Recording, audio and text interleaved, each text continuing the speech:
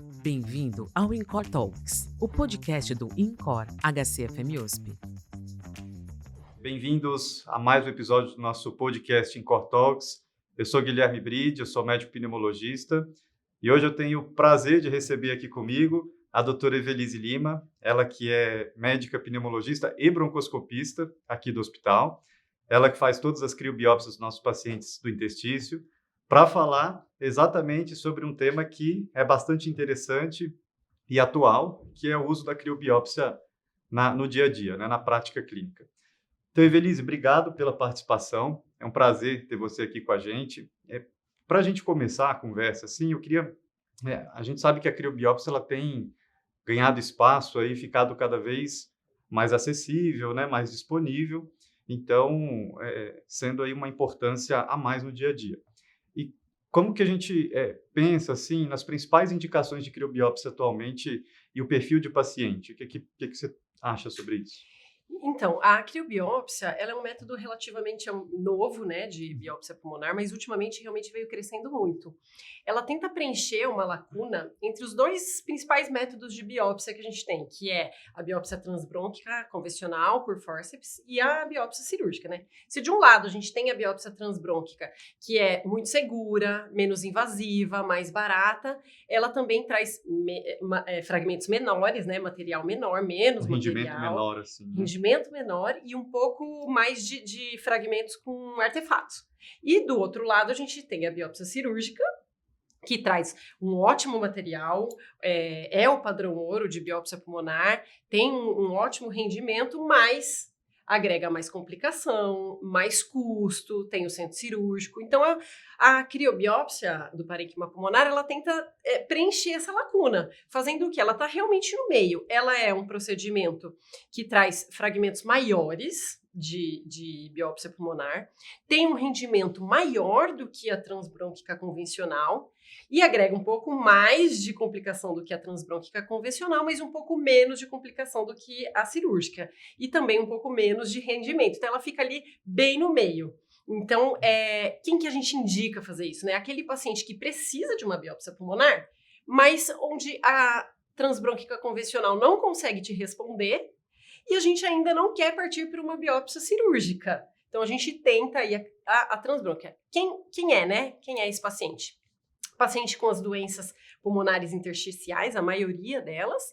E aqueles pacientes, está crescendo muito aqueles pacientes que são transplantados de pulmão, tem uma alteração clínica. Então, a alteração clínica pode ser a parte clínica, a função pulmonar, a tomografia, e a biópsia convencional não conseguiu responder. Aquilo ali foi incompatível com a evolução. Sim. Então, esses pacientes são os que mais se beneficiam desse método. Legal. E como a gente tem feito mais, assim, ultimamente, né, Evelise, a gente também tem visto, aprendido com algumas complicações, né, enfim, o perfil do paciente.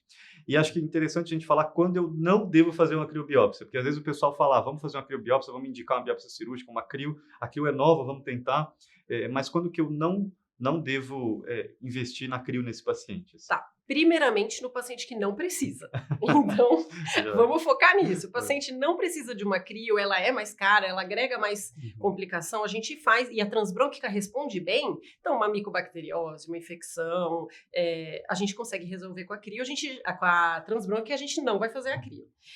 Mas, basicamente, a gente tem que cuidar com aquele paciente que pode complicar mais, ou que pode não tolerar a complicação, caso ele venha a ter uma complicação, ou que não tolere o exame. Então, quem é esse paciente, né?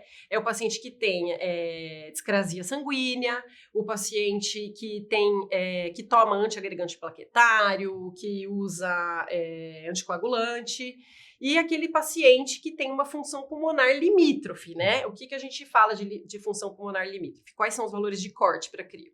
Então, uma CVF abaixo de 50% e uma DLCO abaixo de 35%. Então, nesse caso, não é contraindicação absoluta, mas a gente já tem que tomar cuidado.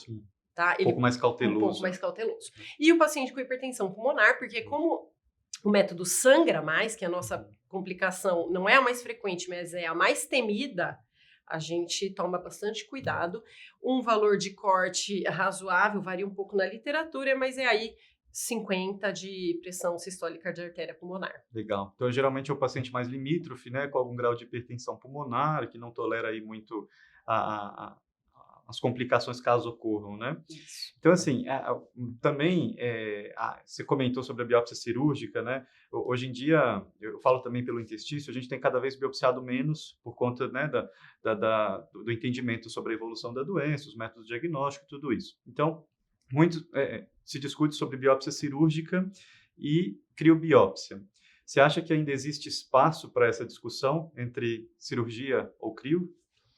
Olha, a maioria da... polêmico. É polêmico, tá? Tem os que gostam da crio, tem os que gostam da cirúrgica, mas assim, a maioria das perguntas já foram resolvidas, tá? Respondidas com os Sim. estudos. Então, assim, a gente já tem grandes estudos, grande em crio, né? Como é doença pulmonar, o N mais limítrofe, 50, 60, mas são estudos bem feitos que mostrando aí que a criobiópsia, ela consegue, na maioria dos casos, chegar numa conclusão. Ou seja, pelo diagnóstico histopatológico, mostrando aí que tem até um bom rendimento, ou quando você leva para equipe multi ali, né? Para reunião multidisciplinar, que é o que importa. Justo. Então, tem estudos até mostrando que, no fim das contas, se você fez uma biópsia cirúrgica ou uma biópsia de crio, o resultado final não muda. Não muda de diagnóstico final e não muda principalmente de tratamento, que é o que a gente quer para esse paciente. Então, atualmente, eu imagino que as questões estão respondidas sobre isso. Claro, sempre cabe um pouco mais de estudo, um detalhe aqui, um detalhe ali, mas eu imagino que já é o suficiente para a gente ter aí no nosso arsenal de decisão. Já deu para entender bem, assim, né? Talvez num centro que tenha uma expertise com criobiópsia, isso é cada vez mais interessante da gente falar. Sim, né? E vale a pena a gente tenta crio. Tem até um estudo agora desse ano, de 2024, no Lancet, mostrando que o que valeria a pena. Eles fizeram uma série de casos, então a crio, que não respondeu a tua pergunta, que não chegou ali num diagnóstico, esse paciente evolui para biópsia cirúrgica. Então, isso daí poupou muito a biópsia cirúrgica e teve, assim, uma diferença. 82% dos pacientes que foram para crio chegaram no resultado final, desses que não responderam foram para a biópsia cirúrgica e aí o diagnóstico final chegou em 88%. Então, Sim, você vê que esse paciente ganha daí, se precisar, com a biópsia cirúrgica de algum depois. outro procedimento, né? Legal. E já existe alguns anos, né, da criobiópsia, a gente tem tido alguns avanços aí recentemente. De mais atual, assim, o que houve de avanço, o que a gente tem de mais novo que vem surgindo nos últimos anos para a gente poder entender um pouco mais sobre a criobiópsia? Certo. Teve novidade?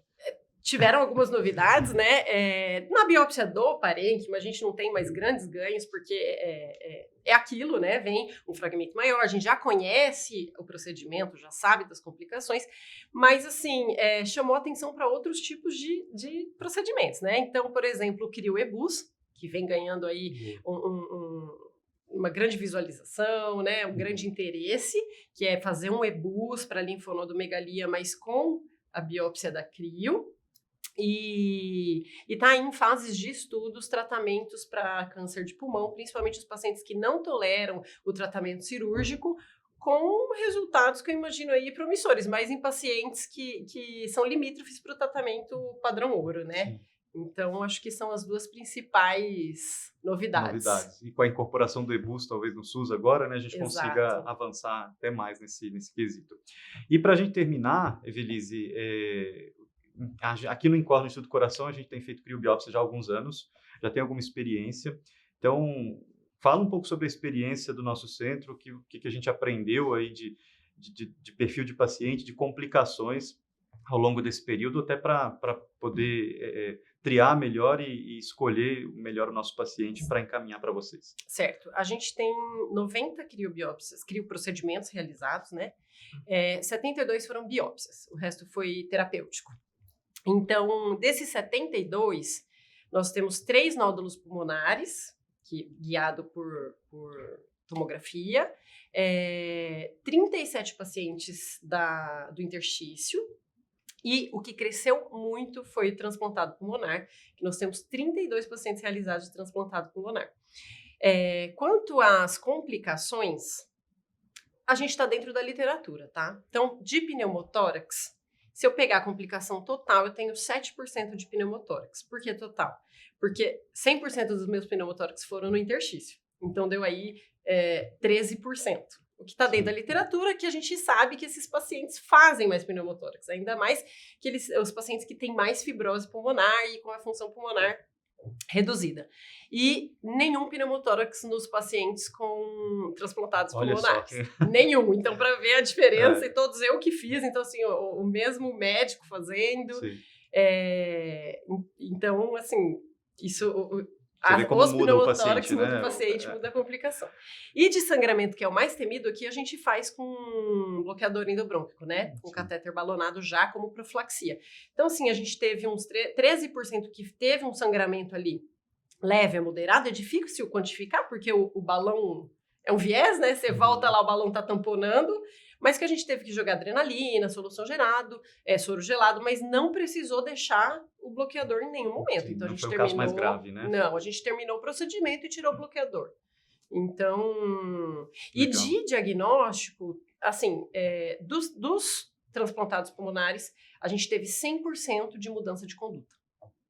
Então, assim, em todos eles, foi realmente importante. Foi realmente importante. Foi útil, assim. A gente fez Muda a conduta. Até em pacientes que eram transplantados unilateral, então uma contraindicação aí de biopsiar o pulmão, né? Mas que era importante e teve mudança completamente da conduta. Sim. Só para deixar claro, né, que o transplantado de pulmão é um paciente que faz broncoscopia com alguma frequência, principalmente no primeiro ano de transplante. Então a gente pesquisa rejeição, pesquisa aí várias alterações que muitas vezes a gente não sabe ao certo o que está acontecendo, e a CRIO tem ajudado bastante nesses casos, porque os pacientes têm tolerado bem também, né?